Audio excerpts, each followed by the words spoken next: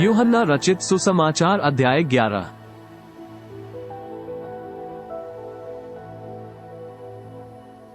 मरियम और उसकी बहन मार्था के गांव बैतनिय्याह का लाजर नाम एक मनुष्य बीमार था। यह वही मरियम थी जिसने प्रभु पर इत्र डालकर उसके पांवों को अपने बालों से पोंछा था। इसी का भाई लाजर बीमार था। सो उसकी बहनों ने उसे कहला भेजा कि हे प्रभु, देख, जिससे तू प्रीति रखता है वह बीमार है। ये सुनकर यीशु ने कहा, ये बीमारी मृत्यु की नहीं, परंतु परमेश्वर की महिमा के लिए है, कि उसके द्वारा परमेश्वर के पुत्र की महिमा हो। और यीशु मार्था और उसकी बहन और लाजर से प्रेम रखता था। सो जब उसने सुना कि वह बीमार है, तो जिस स्थान पर वह था वहां 2 दिन और ठहर गया। फिर इसके बाद उसने चेलों से कहा कि आओ, हम फिर यहूदिया को चले। चेलों ने उससे कहा, हे रब्बी, अभी तो यहूदी तुझे पत्थरवाह करना चाहते थे, और क्या तू फिर भी वहीं जाता है? यीशु ने उत्तर दिया, क्या दिन के 12 घंटे नहीं होते? यदि कोई दिन को चले तो ठोकर नहीं खाता है, क्योंकि इस जगत का उजाला देखता है। परंतु यदि कोई रात को चले तो ठोकर खाता है, क्योंकि उसमें प्रकाश नहीं। उसने ये बातें कही और इसके बाद उनसे कहने लगा कि हमारा मित्र लाजर सो गया है, परंतु मैं उसे जगाने जाता हूँ। तब चेलों ने उससे कहा, हे प्रभु, यदि वो सो गया है तो बच जाएगा। यीशु ने तो उसकी मृत्यु के विषय में कहा था, परंतु वे समझे कि उसने नींद से सो जाने के विषय में कहा। तब यीशु ने उनसे साफ कह दिया कि लाजर मर गया है, और मैं तुम्हारे कारण आनंदित हूँ कि मैं वहां न था, जिससे तुम विश्वास करो, परंतु अब आओ, हम उसके पास चले। तब थोमा ने, जो दिदुमुस कहलाता है, अपने साथ के चेलों से कहा, आओ, हम भी उसके साथ मरने को चले। सो यीशु को आकर यह मालूम हुआ कि उसे कब्र में रखे 4 दिन हो चुके हैं। बैतनिय्याह यरूशलेम के समीप कोई 2 मील की दूरी पर था, और बहुत से यहूदी मार्था और मरियम के पास उनके भाई के विषय में शांति देने के लिए आए थे। सो मार्था यीशु के आने का समाचार सुनकर उससे भेंट करने को गई, परंतु मरियम घर में बैठी रही। मार्था ने यीशु से कहा, हे प्रभु, यदि तू यहाँ होता तो मेरा भाई कदापि न मरता। और अब भी मैं जानती हूँ कि जो कुछ तू परमेश्वर से मांगेगा, परमेश्वर तुझे देगा। यीशु ने उससे कहा, तेरा भाई जी उठेगा। मार्था ने उससे कहा, मैं जानती हूँ कि अंतिम दिन में पुनरुत्थान के समय वो जी उठेगा।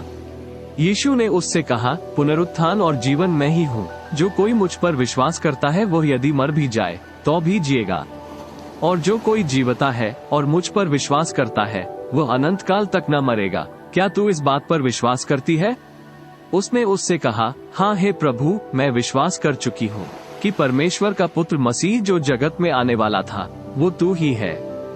ये कहकर वो चली गई और अपनी बहन मरियम को चुपके से बुलाकर कहा, गुरु यहीं है और तुझे बुलाता है। वो सुनते ही तुरंत उठकर उसके पास आई। यीशु अभी गांव में नहीं पहुंचा था, परंतु उसी स्थान में था जहां मार्था ने उससे भेंट की थी। तब जो यहूदी उसके साथ घर में थे और उसे शांति दे रहे थे, ये देखकर कि मरियम तुरंत उठ के बाहर गई है और यह समझकर कि वह कब्र पर रोने को जाती है, उसके पीछे हो लिए। जब मरियम वहां पहुंची जहां यीशु था, तो उसे देखते ही उसके पांवों पर गिर के कहा, हे प्रभु, यदि तू यहाँ होता तो मेरा भाई न मरता। जब यीशु ने उसको और उन यहूदियों को जो उसके साथ आए थे रोते हुए देखा, तो आत्मा में बहुत ही उदास हुआ और घबरा कर कहा, तुमने उसे कहाँ रखा है? उन्होंने उससे कहा, हे प्रभु, चलकर देख ले। यीशु के आंसू बहने लगे। तब यहूदी कहने लगे, देखो, वो उससे कैसी प्रीति रखता था। परंतु उनमें से कितनों ने कहा, क्या ये जिसने अंधे की आंखें खोली, ये भी न कर सका कि यह मनुष्य न मरता? यीशु मन में फिर बहुत ही उदास होकर कब्र पर आया। वो एक गुफा थी और एक पत्थर उस पर धरा था। यीशु ने कहा, पत्थर को उठाओ। उस मरे हुए की बहन मार्था उससे कहने लगी, हे प्रभु, उसमें से अब तो दुर्गंध आती है, क्योंकि उसे मरे 4 दिन हो गए। यीशु ने उससे कहा, क्या मैंने तुझसे न कहा था कि यदि तू विश्वास करेगी तो परमेश्वर की महिमा को देखेगी? तब उन्होंने उस पत्थर को हटाया। फिर यीशु ने आंखें उठाकर कहा, हे पिता, मैं तेरा धन्यवाद करता हूँ कि तूने मेरी सुन ली है। और मैं जानता था कि तू सदा मेरी सुनता है, परंतु जो भीड़ आसपास खड़ी है उनके कारण मैंने ये कहा, जिससे कि वे विश्वास करें कि तूने मुझे भेजा है। ये कहकर उसने बड़े शब्द से पुकारा कि हे लाजर, निकल आ। जो मर गया था वो कफन से हाथ पांव बंधे हुए निकल आया और उसका मुंह अनबोछे से लिपटा हुआ थे। यीशु ने उनसे कहा, उसे खोलकर जाने दो। तब जो यहूदी मरियम के पास आए थे और उसका ये काम देखा था, उनमें से बहुतों ने उस पर विश्वास किया, परंतु उनमें से कितनों ने फरीसियों के पास जाकर यीशु के कामों का समाचार दिया। इस पर महायाजकों और फरीसियों ने मुख्य सभा के लोगों को इकट्ठा करके कहा, हम करते क्या हैं? यह मनुष्य तो बहुत चिन्ह दिखाता है। यदि हम उसे यूं ही छोड़ दे तो सब उस पर विश्वास ले आएंगे और रोमी आकर हमारी जगह और जाति दोनों पर अधिकार कर लेंगे। तब उनमें से काइफा नाम एक व्यक्ति ने, जो उस वर्ष का महायाजक था, उनसे कहा, तुम कुछ नहीं जानते और न ये सोचते हो कि तुम्हारे लिए ये भला है कि हमारे लोगों के लिए एक मनुष्य मरे, और न ये कि सारी जाति नाश हो। ये बात उसने अपनी ओर से न कही, परंतु उस वर्ष का महायाजक होकर भविष्यद्वाणी की कि यीशु उस जाति के लिए मरेगा, और न केवल उस जाति के लिए, वरन इसलिए भी कि परमेश्वर की तितर बित्तर संतानों को एक कर दे। सो उसी दिन से वे उसके मार डालने की सम्मति करने लगे। इसलिए यीशु उस समय से यहूदियों में प्रकट होकर न फिरा, परंतु वहां से जंगल के निकट के देश में इफ्राइम नाम एक नगर को चला गया और अपने चेलों के साथ वहीं रहने लगा।